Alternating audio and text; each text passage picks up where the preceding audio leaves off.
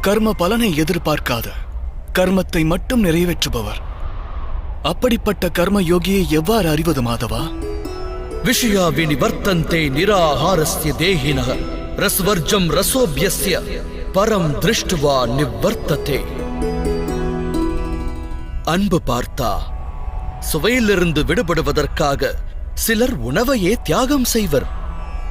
ஆனால் உண்மையில் அவர்கள் மனதிலிருந்து சுவையின் ஆசை விலகுவதில்லை.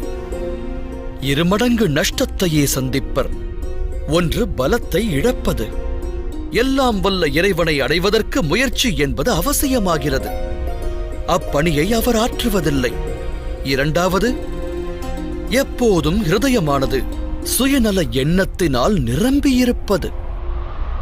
ஆகையால் உணவை தியாகம் செய்வதைக் காட்டிலும் உத்தமம் சுயநலம் என்னும் ஆசையை வேரோடு சாய்ப்பதே ஆகும்.